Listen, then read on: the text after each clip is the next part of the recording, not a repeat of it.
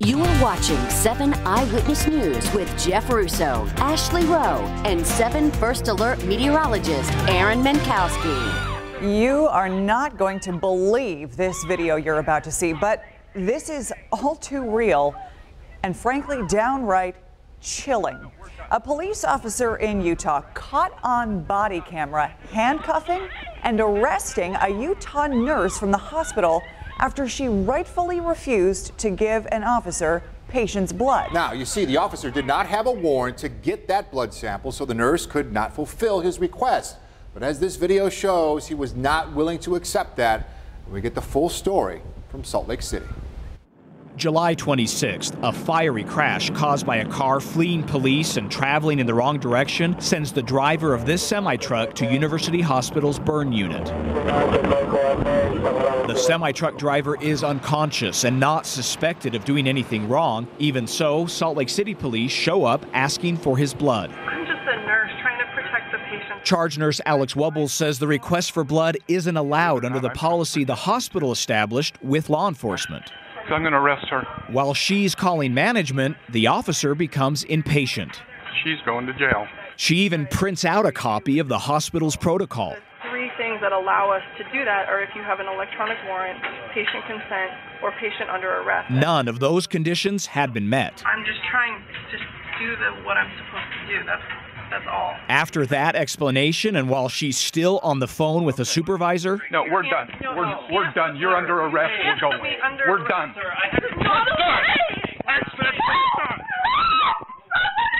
the officer makes the arrest for obstructing justice. This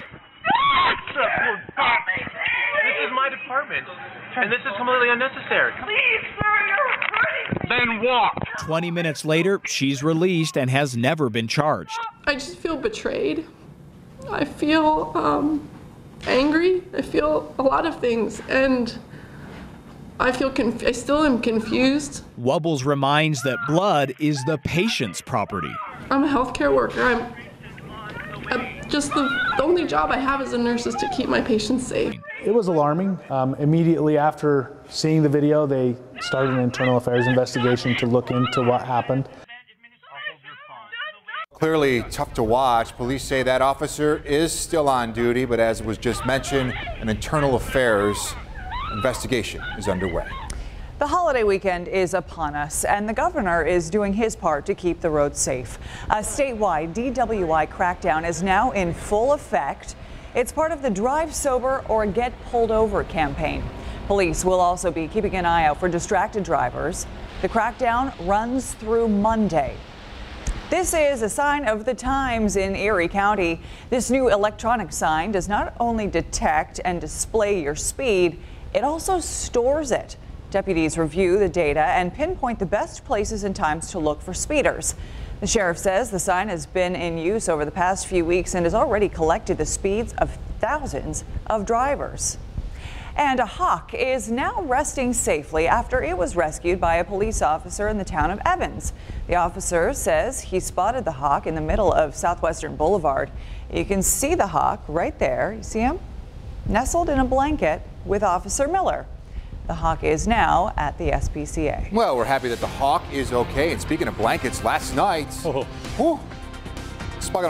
about nestled in a blanket, I needed an extra one last night. Were you all as well. snuggled up in your little feety up. pajamas? Not quite as tightly as that hawk was, but I did need an extra blanket last night. What about the weekend? What's it going to be like? Well, it's going to be a cool start to your day again on Saturday, but you know what, Jeff, I know how to warm you up. A little chicken wing festival forecast. Let's take a look at the Wing Fest forecast. Pleasant tomorrow, so if you start off your day cool, and then, you know, maybe hit the treadmill before you go chow down on a bunch of wings. It'll be great at noon. Pleasant, 67 degrees, low 70s at 4 p.m. with a mix of sun and clouds. Then you could see a few showers arriving toward the end of day 1 and a few showers to start off day 2. So there will be some rain at times as we head into the upcoming weekend. Dry right now, 60 degrees, winds out of the north at 6 miles per hour.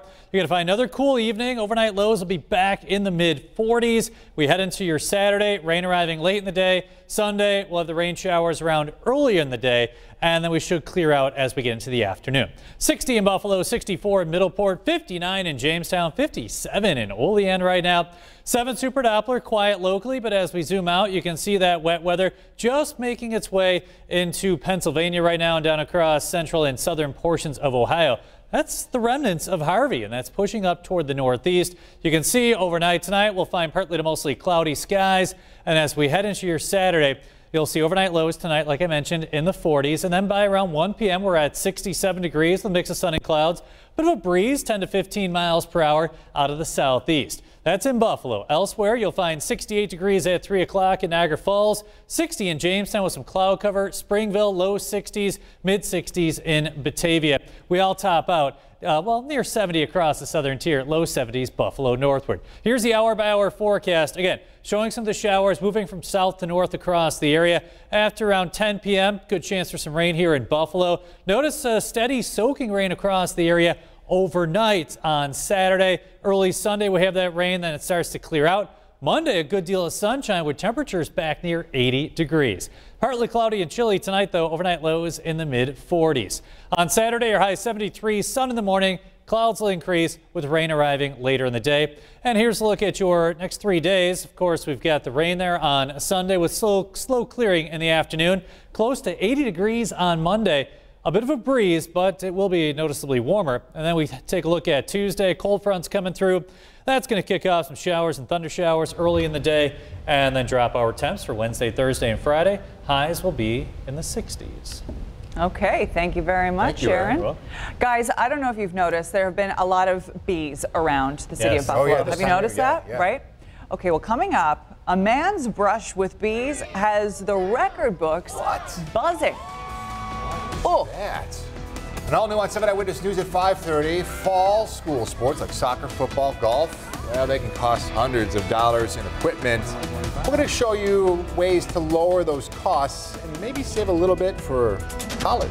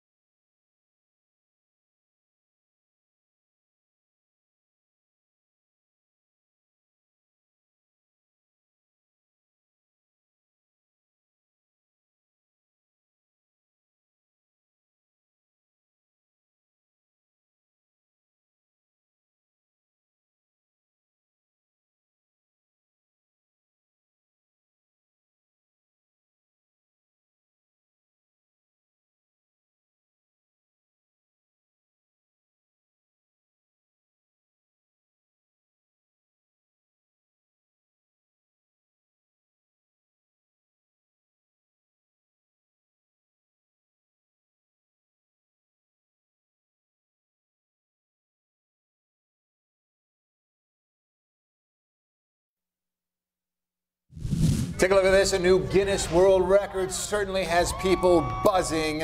after a man in Canada wore a beard of live bees. Hard to say, hard to look at. 61 minutes he did it. Juan Carlos Ortiz bore that buzzing beard, beating the previous record by more than 7 minutes.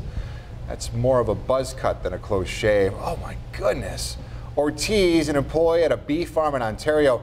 This is what drives me wild. He says he practiced that stunt only twice before trying it for real. My take is if you're going to practice, just do it. What? Only a few stings, believe it or not, in that record setting. Oh, that is sick. Wow. Oh, man. Oh, boy. Okay, let's move on. The Force is back again. Star Wars fans in New York City flooded stores at midnight for Force Friday 2. It's a shopping event that debuts new Star Wars merchandise.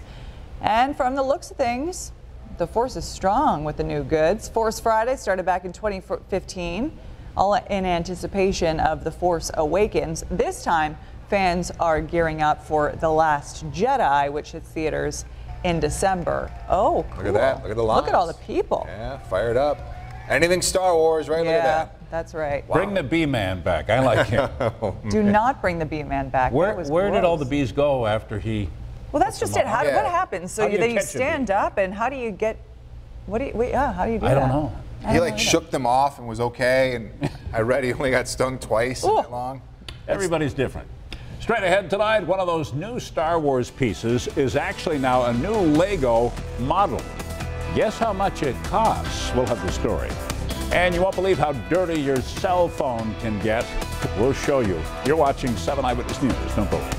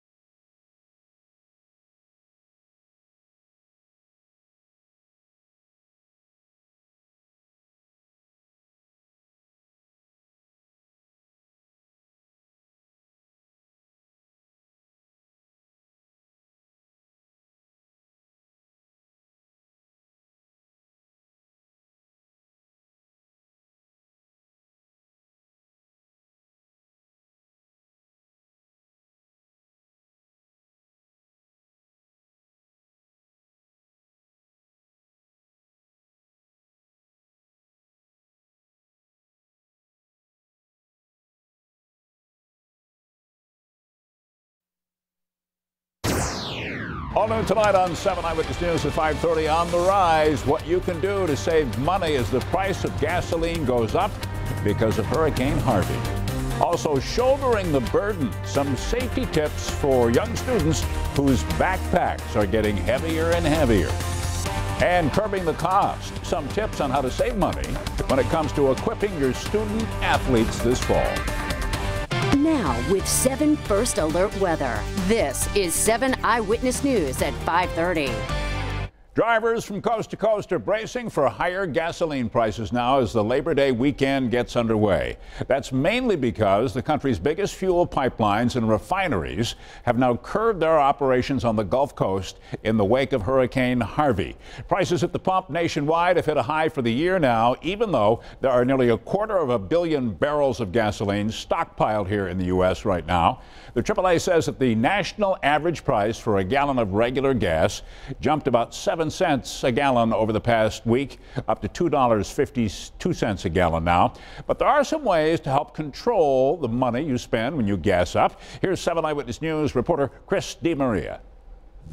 Thomas Benjamin of Buffalo is finding ways to make the most of the gas he uses to fill up his Chrysler. I just kind of minimalize my running, try to put all my errands on one day and get it all over with, and then just keep it back and forth to work. And his roadmap for saving money is coming at a critical time. AAA says the average price for regular gas is now $2.52 a gallon in the Buffalo region. That's up 6 cents from just yesterday, and it's almost 20 cents more than we were paying a month ago. Elizabeth Carey from AAA says the damage from Hurricane Harvey has closed key refineries in Texas, pushing supply down just as demand rises, with so many drivers hitting the road for the long holiday weekend. So how can you make the most of your gas? So there are 4 main trips that AAA really gives out, and the first one is the easiest one, and that's checking your tire pressure. The others? Use cruise control and check your engine and air filters. Using cruise control will minimize engine output, and having your engine checked will ensure it runs smoothly. And there are a few other ways you can save money on gas, and they start right here at the tank. Don't overfill your tank. Take out the pump after it automatically clicks to a stop. Make sure your gas cap closes entirely. A loose cap can allow fuel in your tank to evaporate. And the lighter you ride, the better. Clearing out the junk in your trunk is the easiest way to lighten your load. So, if you feel you have something back there you can probably leave at home, make sure you take it out because it'll lighten your car up and could really help your gas mileage. In Buffalo, Chris DeMaria, 7 Eyewitness News. We're trying to find out more information for you tonight regarding a shooting in Niagara Falls. This attack happened just before 2 o'clock this morning near the corner of 7th and Walnut Streets in the Cataract City. We are told now the victim here went to the Niagara Falls Memorial Medical Center on his own. His injuries are not believed to be life-threatening. Police have not released his name, and the gunman is still on the loose tonight. President Trump is expected to soon announce his decision on whether or not to end the Deferred Action for Childhood Arrivals program. It's called DACA. It's an Obama administration policy which allows undocumented immigrants who were brought here to the U.S. when they were children to stay here and get work permits. Vice President Pence weighed in on the issue today. Well, President Trump has said all along that he's giving very careful consideration to that issue, and that when he makes his decision, he'll make it, as he likes to say, with big heart. Despite the pressure to keep DACA, the White House still has not announced the decision that would affect nearly 800,000 so-called Dreamers who are protected under the 2012 executive order, which is still in effect. If you're still working on back-to-school shopping, we have some important information for you tonight concerning backpack safety. There's a new study that's come out. It says more than 14,000 kids suffer from backpack-related injuries every year in this country, mostly due to the weight of those bags. Doctors say that students are being treated for spinal and neck injuries, which could impact them a lot later on in life. Above 20% of a child's body weight, they start making different changes to their spine. Imagine your disc is like a jelly donut, right? And it's nice and plump and stuff, but then, you know, when you add weight to it, it kind of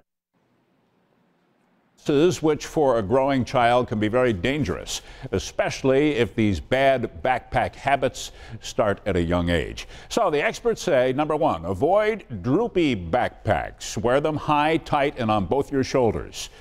Try a backpack with wheels. It's a good option for students who have more books they have to carry.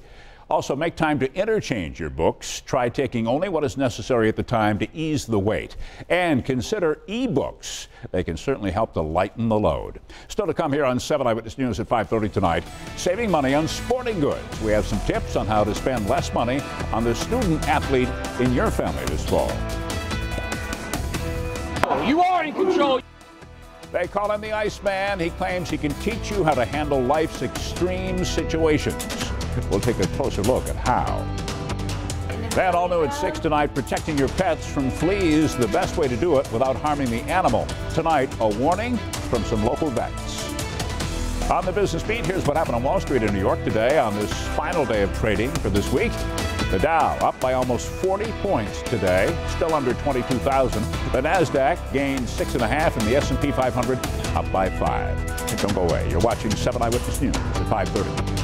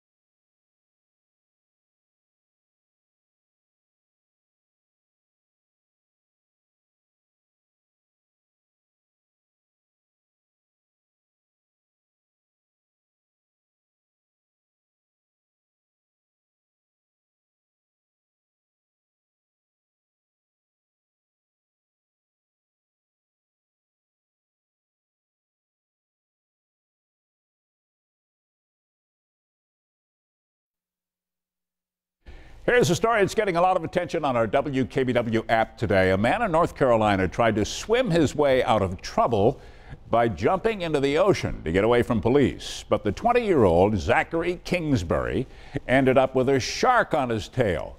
This is drone video the police department used to follow the drug suspect. Eventually, he was caught and arrested near a beach later that night. You can read much more about this story right now on our WKBW app. The fact that we all take our phones pretty much everywhere these days means that the average cell phone can get pretty dirty. 7 Eyewitness News health reporter Paula D'Amico has some tips tonight for keeping your phone clean. Research shows that cell phones are far dirtier than most people think. A study published in June found that more than 17,000 different types of germs were found on the phones of high school students. And in 2012, a study determined that cell phones have 10 times the amount of bacteria found on most toilet seats. Most of the bacteria won't have negative health consequences, but a few might. Studies have found dangerous pathogens on cell phones, including strep and MRSA and E. coli. You won't necessarily get sick just because it's on your phone, but you do need to be careful and engage in some type of basic hygiene. Your hands are the biggest contributors to filth on your phone. The most important piece of advice is to wash your hands regularly, several times a day. Experts also advise that you keep your phone out of the bathroom. You can also clean your phone periodically with a soft microfiber cloth, an antibacterial wipe, or a combination of 60% water and 40% rubbing alcohol. Stay healthy, Western New York, with today's Health Minute. I'm Paula D'Amico, 7 Eyewitness News. Still to come here on 7 Eyewitness News at 5:30 tonight. It could be close to $500. You know, when you get like cleats and balls and everything. Going beyond the basics when it comes to back-to-school shopping for the student athlete. We have some tips that could save you some money. A suspicious fire in Niagara Falls leaves one person dead as a police investigation is now underway. I'm Ed Riley with the story coming up. Here's a live look from Skywatch 7 on this Friday night as we head into the long weekend. Aaron's most accurate forecast is coming up. Don't go away. You're watching 7 Eyewitness News. Get the latest weather alerts from the 7 First Alert team of meteorologists and the latest headlines from the 7 Eyewitness Newsroom by liking us on Facebook and following us on Twitter.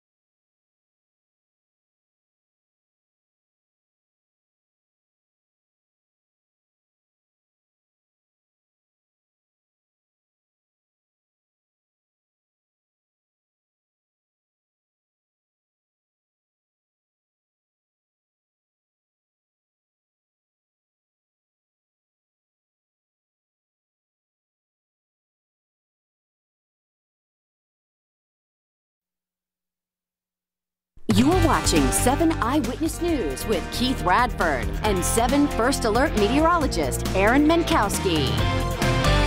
A well-known face from the world of entertainment has died. Richard Anderson died at his home in Beverly Hills, California yesterday.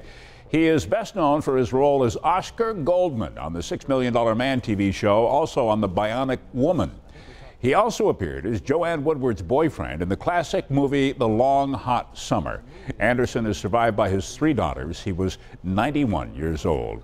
Well, just when you thought you had all your back-to-school expenses out of the way, now comes the cost of all those school sports that begin in the fall. Our consumer reporter, John Matarese, tonight shows us the newest ways to lower those costs so you don't waste your money.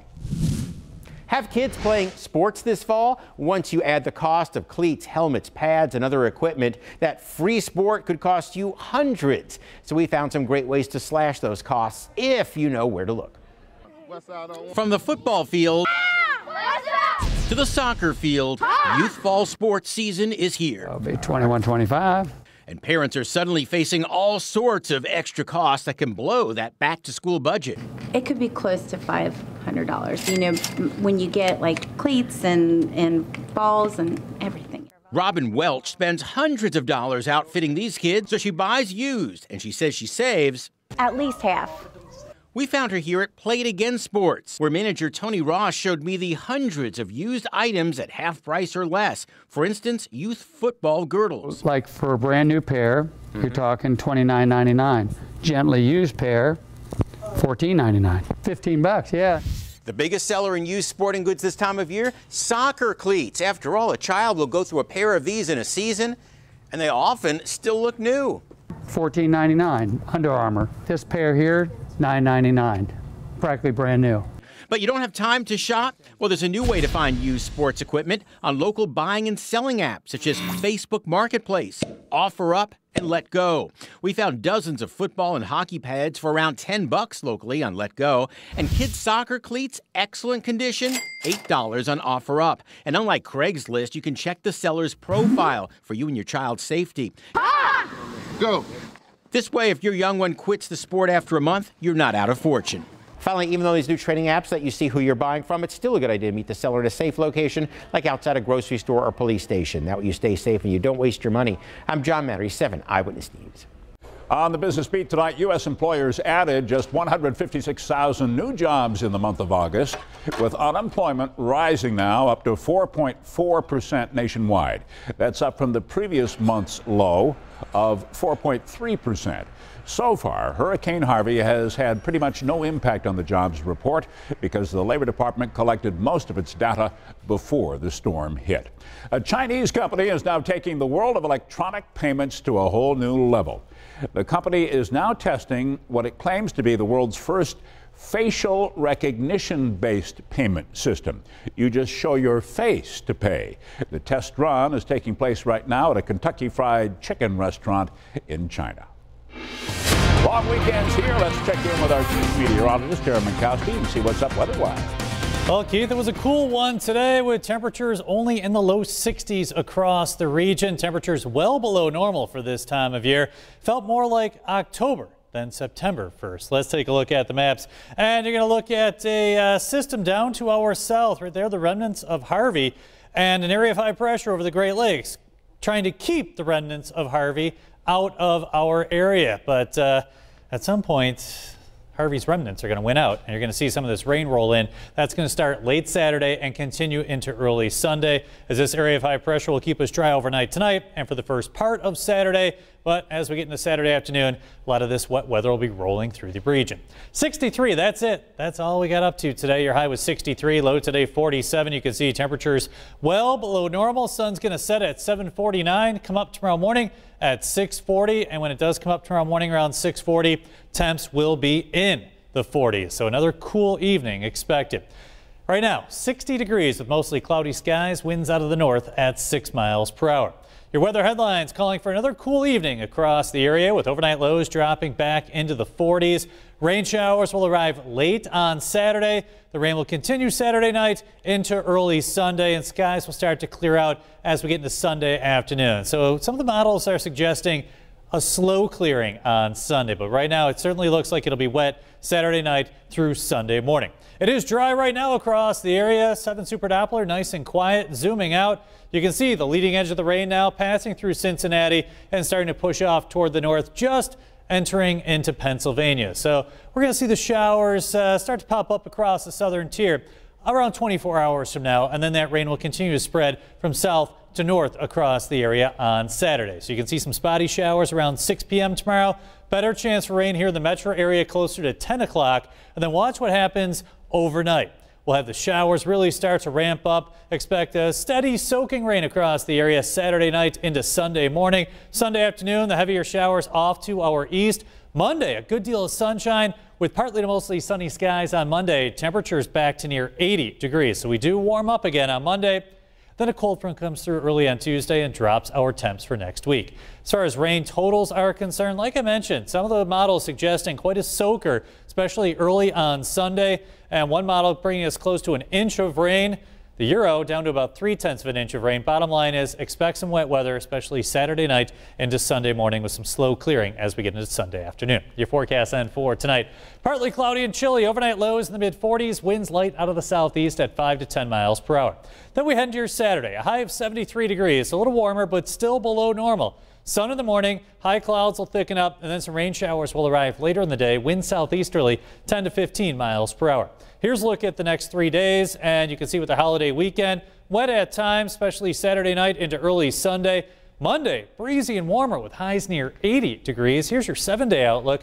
Cold front comes through on Tuesday, and then we start off in the low 70s, drop in the mid 60s for Wednesday and Thursday, upper 60s on Friday. And here it is, an exclusive look at your 10-day forecast. And you're going to find temperatures next weekend back in the low to mid 70s as some of the models suggesting a little bit of a warm up as we get into mid-September. So that's the trend. Cooler for the middle and end of next week, and then warmer weather returns after that. Back to you, Keith. All right, good. Thanks, Aaron. Now let's see what we're working on coming up tonight for 7 Eyewitness News at 6 o'clock. Among the stories we have for you, it was a major black eye for Niagara Falls. Tonight, we're looking into a new report on that black discharge at the base of the falls. What caused it, and what the water board is doing now to make sure it doesn't happen again. Also, are you worried about fleas? Well, the vet says that too much product might be harmful. We'll speak with the experts about what you have to watch out for. And still ahead at 5:30 tonight, they call him the Iceman because he breaks all kinds of endurance records. Now, he says it's a talent that anyone can learn. But first, let's take a look what's on the menu tonight for The List right here on 7 ABC. Now from the list, 3 s'mores made with unique ingredients. 1, the Elvis s'more is fit for a king. Add peanut butter and banana and top your marshmallow with bacon. Yum. 2, for the Cookie Monster s'more, swap out the graham cracker for a chocolate chip cookie and add Nutella. Nom nom nom. And 3, the Rice Krispie Treat s'more takes just chocolate and marshmallow between 2 Rice Krispie squares. Delectable. For more trends, deals, and life hacks, watch The List tonight at 7.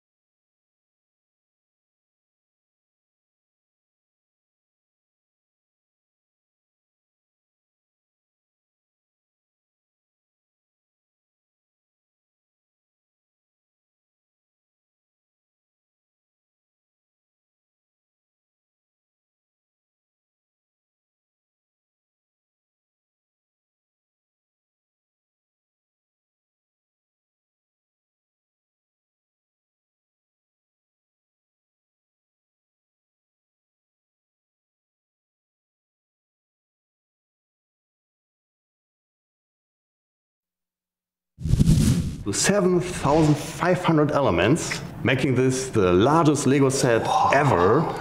Yes, 7,541 pieces to be exact. How long would this take to put together? This is the updated Lego Ultimate Collector Series Millennium Falcon. The super detailed Star Wars model is the single largest Lego set ever made. It is also the most expensive. This toy will set you back $800 when it flies into stores the 1st of October. Thelma and Louise movie star Gina Davis is not that optimistic, she says, about female roles in the movies these days. She says that everybody thought that the 1991 film about her and Susan Sarandon on a road trip would usher in a new era of more women leads in Hollywood. Our research shows that that the ratio of male to female characters in film has not changed since 1946. Davis says that she doesn't read too much into the success of recent films like Wonder Woman. She is still waiting to see proof that Hollywood is changing. Now, he's a Dutch adventurer. He holds 26 world records for surviving death-defying feats. And now he claims that his ability to withstand extreme conditions can be taught to other people. Here's ABC's Elizabeth Hurd. Easy goes. On a sunny summer day, a dip in the pool looks refreshing. But look closer, these pools are filled with ice cubes. Feel in control. You are in control. And these men and women are actually trainees testing their endurance. I really am so proud of myself. It's all mental. It's about, you just have to relax. It's a method pioneered by Wim Hof, the self-proclaimed Iceman. I'm able to control the body through just the power of the mind. We first met Wim on ABC's 2020 7 years ago, setting numerous records, wearing just shorts and sandals, scaling the world's highest mountains, running an Arctic marathon, and immersing himself in ice for 72 minutes. For most people, these extreme conditions are dangerous, even deadly. I know my body, I know my mind. But claiming anyone can be trained to push the limits of human endurance, Wim now travels around the world hosting workshops, teaching enhanced breathing and meditation techniques, which, according to Wim, can help people push through the pain and panic of high-pressure scenarios. That's us. That's our body. That's our mind. Scientists at Wayne State University are taking notice, studying the Wim Hof method, and telling ABC News in a statement he found a way to trick the brain into believing it's in a stress situation. The overall effect is that one does not feel cold, is euphoric, and somewhat resistant to frostbite, adding it is up to each individual to decide whether it's useful or not. Elizabeth Hurd, ABC News, New York. And that's it tonight for 7 Eyewitness News at 5:30. Thanks for joining us. Don't go away. 7 Eyewitness News at 6 begins right now. All of a sudden, I heard glass breaking and all kinds of commotion. Neighbors rattled by a deadly fire. Tonight, several questions remain after a body was found in the burned-out home. Also, it's the sewer water saga. A new report out now. It details what exactly caused that smelly mess at Niagara Falls a few weeks ago and what's being done to make sure it doesn't happen again.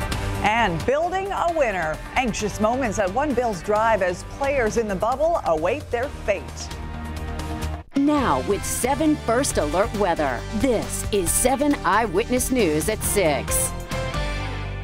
Hopefully, you can get to the bottom of this. Stunned by the death of a longtime neighbor. Good evening once again. Police in Niagara Falls call it a suspicious fire that left one man dead. Now, the flames broke out on Niagara Street in the Cataract City late last night. Still, many questions remain. But as 7 Eyewitness News reporter Ed Riley tells us tonight, while foul play has not been suspected here, also, it hasn't been ruled out yet either.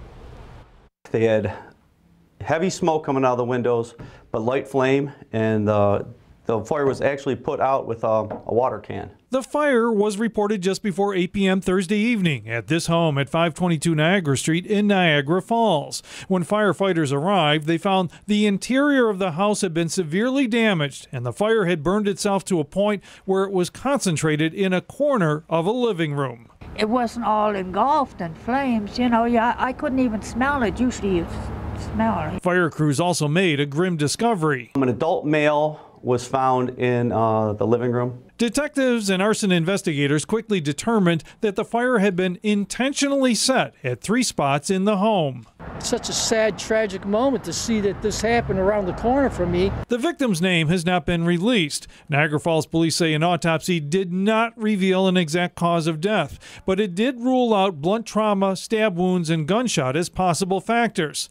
Police added that foul play is not suspected, but it is also not being ruled out at this time. Hopefully they can get to the bottom of this. Neighbors tell us the deceased man was older and lived with his wife. Talk to them when we see them outside, and that was about it. They're really nice people. Officials would not comment on whether other people were in the home when the fire started. He's just a friendly man. It's too bad that this happened. But with many unanswered questions, people who live near the fire scene are very nervous. And this afternoon, the fire department was reassuring the neighborhood, saying it does not believe there is any cause for alarm. In Niagara Falls, Ed Riley, 7 Eyewitness News. A new report is out today on what caused that massive black discharge at Niagara Falls a few weeks ago. This picture from that day in July shows the mess near the Maid of the Mist dock that only stuck around for about a day, but it left a black eye on the city for weeks. 7 Eyewitness News reporter Jeff Rusak is following the story tonight. He's live now in the newsroom. Keith, we're getting more answers about what led to that black discharge happening in the Niagara River in late July. Basically, the report saying that any fix for this solution will be very expensive. Now, the Niagara Falls Water Board says this black water was caused by 2 main factors: outdated technology and a miscommunication. Workers were supposed to stop the release when the water started turning black. That never happened. The board says they have developed a short-term plan to limit the amount of discharge, but they say it's unknown if this plan would completely stop a similar problem from happening in the future. Now, there are also 2 long-term plans. Move the outflow pipe further away from the falls. That could cost upwards of $20 million. The other is upgrade the technology at the treatment facility. That could cost anywhere from $90 to $100 million. Now, the Water Board sent this report to the DEC. The DEC says they are reviewing that report and still continuing their own investigation. Jeff Rusak, 7 Eyewitness News. Thank you, Jeff. Along the Gulf Coast tonight, heartbreak for thousands of people who are finally beginning to assess the damage, while in some areas, rescue operations are far from over. First responders in Houston are still going door to door to find families trapped in their homes. And now people are facing hidden dangers in the toxic floodwaters, including possible electrocution. 2 volunteers are reportedly dead and 2 more missing after their boat was electrocuted by power lines under the water. 1 man died while looking for his sister's cat. They couldn't even help my son. They couldn't resuscitate him. He was in electrified water.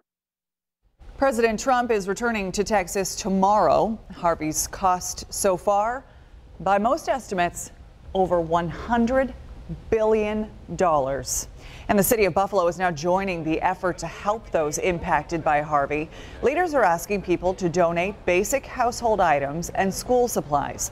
The city is teaming up with the Salvation Army and True Bethel Baptist Church to collect the donated goods. There will be drop-off points around the city beginning Tuesday. All around the country, volunteers are still rushing down to the Gulf Coast to help out there. Another group from Western New York flew down to Texas this morning. There are now more than 200 Red Cross and partner shelters up and running in the disaster zone, and they're taking care of more than 30,000 people right now. The Red Cross Western New York Regional Director, Jay Bonafide, says that he's never seen an operation of this scale during his time with the organization. We've had our single-family house fires and or snowstorms, and even that single-family house fire is a traumatic loss for the family. It's for that family, it's every bit as tragic as what's happening on the wider scale here in Texas. So this is what we do. We try to provide a little hope, a little comfort in some of these most trying and difficult situations. As of tonight, more than half of the Red Cross emergency response fleet has now been deployed to the Gulf Coast from all over the country. A Western New York native whose dog went missing during rescue operations in Texas says he is not giving up hope. Frank the Bulldog went overboard while he and David Scherf were helping people in the floodwaters this week in Houston. Scherf says that Frank's life jacket now has been found. He says that's a good sign because that means they're at least in the right place. Drones are also now being used to try and find the dog. And as the Gulf deals with the devastation of Harvey, Hurricane Irma could be the next weather disaster. Irma gaining strength today, far out still in the Atlantic, threatening the Caribbean and possibly the U.S. by next week. 7 First Alert Chief Meteorologist Aaron Mikowski is tracking that storm for us right now. Yeah, it looks like another major hurricane. Irma should end up as a Category 4 or possibly Category 5 storm before all is said and done. For now, it's a major hurricane at Category 3 with winds of 120 miles per hour, moving to the west at around 13 miles per hour. As the time we head into Sunday, you can see that storm basically still at 120 miles per hour. And then we go out toward Wednesday and check it out. A Category 4 storm with winds of 130 miles per hour just to the east of Puerto Rico. And a lot of the long-range models are showing this pushing over toward the U.S. mainland and really anywhere from South Florida to New England. You need to prep for Irma as it could possibly move on shore. Really anywhere along the East Coast. So this is something we'll continue to watch as it continues to strengthen. Back to you. Thanks, Aaron. Governor Cuomo calling for a major disaster declaration now for all of the New York counties impacted by severe storms this summer. Once that declaration is granted, then federal money would be available to the state and local governments. That money would go towards debris removal and structure repairs following recent flash flooding and tornadoes as well. We are learning new information about the arraignment of a Buffalo police officer accused of assaulting a suspect. Officer Joseph Hassett pleaded not guilty to charges of assault, official misconduct, and filing a false instrument Tuesday morning. That's the same day prosecutors announced his arrest and said he would be arraigned next Tuesday. We are told his lawyer asked to have the court date pushed up. At One Bills Drive, it is all business now after the Bills wrapped up the preseason with a win last night over Detroit. So now it is up to the team's new head coach and general manager to build a winning team. Yeah, the regular season kicks off in just 9 days, and already the camper lot at New Era Field is sold out for the first 4 home games. Sports Director Joe Piscaglia joins us now. Joe, a lot of excitement from the fans already. Yeah, there certainly is, Keith and Ashley. And even the Bills have opened up big favorites in Las Vegas in their Week 1 matchup against the New York Jets. But before any of that takes place, first they have the business of getting their roster down to league requirements. They need to make a total of 30 roster moves by 4 o'clock tomorrow afternoon. So for Bills GM Brandon Beane and head coach Sean McDermott, it makes for a lot of tough decisions for players they might have wanted to keep.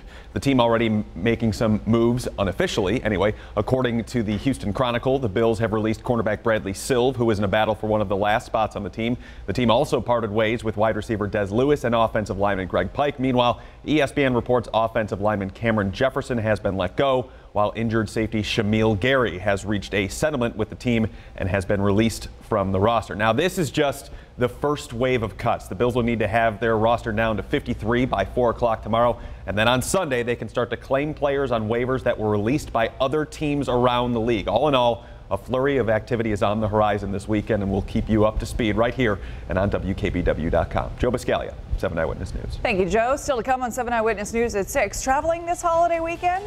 Watch out for this sign. Deputies might be collecting and reviewing your speed. If there's one thing that's predictable about our children, it's that they are unpredictable. Also, it's back to school season once again, and the sheriff is urging drivers to stay alert out there. You can see her body, pretty much her muscles just twitching. And fighting fleas. Is too much product actually harmful for your pet? The warning tonight from vets. You're watching 7 Eyewitness News at 6.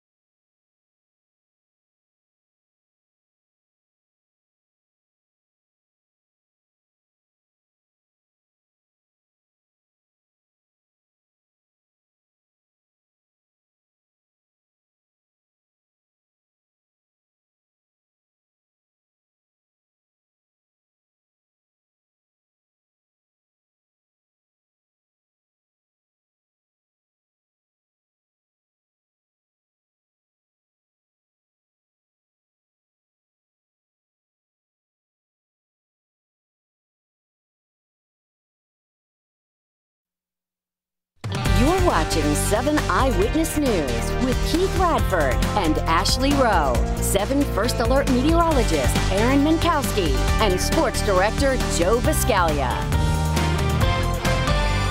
He is the man everyone here in Western New York knows as Elvis. And tonight, Terry Buckwald is asking for your prayers for his little boy.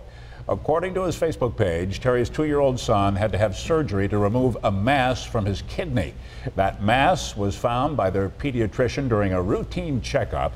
It was removed along with some lymph nodes. Our thoughts go out to Terry's son and the entire family tonight for a speedy recovery. Such a kind family. Yes.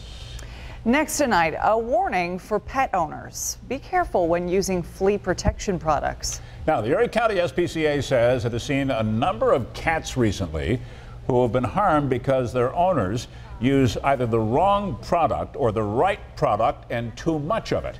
7 Eyewitness News reporter Brittany Muller tells us what to watch out for. Was actually nice and pink, which is a good indicator of what we need. And we look at the dentition. We see if there's any dental tartar or any dental abnormalities or teeth that may need some medical attention.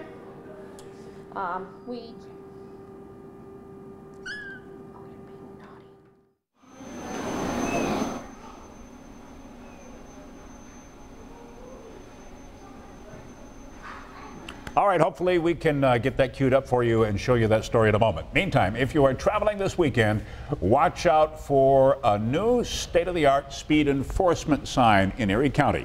The Sheriff's Department is using this sign now to determine trouble spots here in Western New York.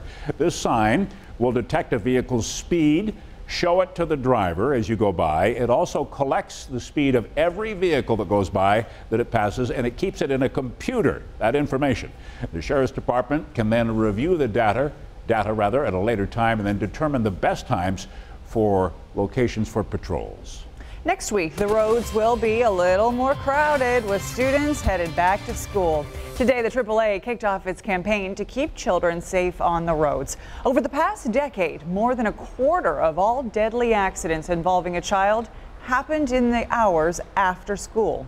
The AAA and the Erie County Sheriff are urging drivers to stay off their phones and slow down near schools and in neighborhoods.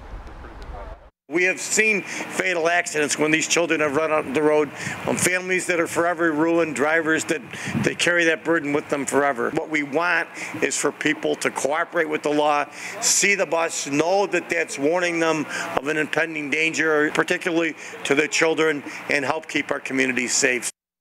According to the AAA, more than a third of drivers roll through stop signs in school zones or neighborhoods. Students at South Buffalo Charter School received a special welcome back gift today. The New Era Cap Company donated more than 1,000 custom hats for each student and staff member at the school. Each of these hats has a special SBCS logo on it. What we wanted to do is be able to give the students something to feel proud about, to have to wear out when they're outside of school grounds, to let people know that they attend South Buffalo Charter.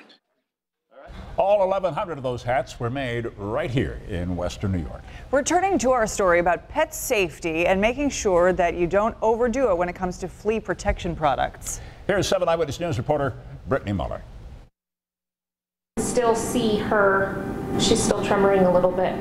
Nothing like she was before. This is Thelma. She was dropped off at the SPCA Serving Erie County with flea medication toxicity, meaning she was either treated for fleas with too much product or treated with product meant for dogs. So you can see her body, pretty much her muscles just twitching. Luckily for Thelma, veterinarians treated her before the toxicity had progressed, but the SPCA says it has seen up to 10 cats recently with the same problem. It's been a pretty bad flea and tick season, so potentially owners could just be getting upset or kind of fed up with the fact that they can't get rid of the fleas. Something the SPCA says it normally doesn't see this late in the summer. People tend to apply a medication that's not meant for cats. Or pet owners apply too much. More is not better. That's what leads to the toxicity, is because it's too much of the medication for the animal's body to handle. The SPCA says the first thing you'll notice with flea medication toxicity is agitation